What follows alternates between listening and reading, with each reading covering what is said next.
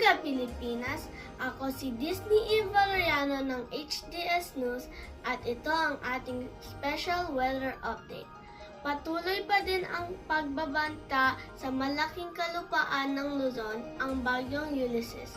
Kaninang alas 5 ng hapon ay namataan ito sa layong mahigit 600 kilometro sa silangan ng Eastern Samar.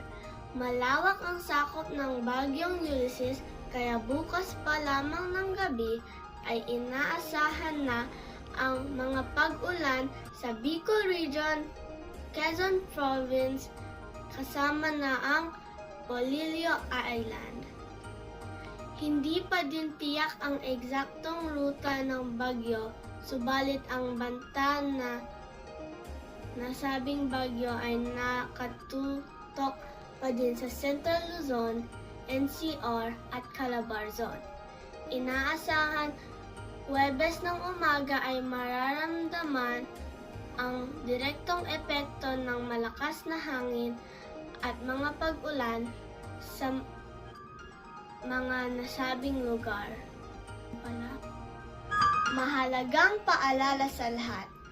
Dahil sa inaasahang pagpasok ng bagyo sa ating lugar, ipinaaabot ang mga sumusunod na tagubilin upang mapanatili ang kaligtasan ng bawat isa. Siguraduhin mayroong kit na naglalaman ng mga pangunahing pangangailangan tulad ng tubig, pagkain, gamot, flashlight, baterya at iba pang mahahalaga sa panahon ng bagyo. Alamin ang mga ruta ng paglikas at mga evacuation center sa inyong lugar. Magkaroon ng plano kasama ang inyong pamilya kung kinakailangan lumipat ng lugar.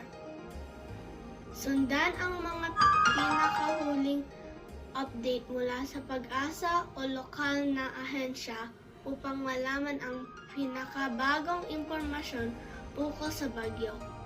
At iyan na ang ating special weather forecast ngayong umaga. Muli, ako si Disney E. Valeriano mula sa HDS News. Stay safe, Pilipinas!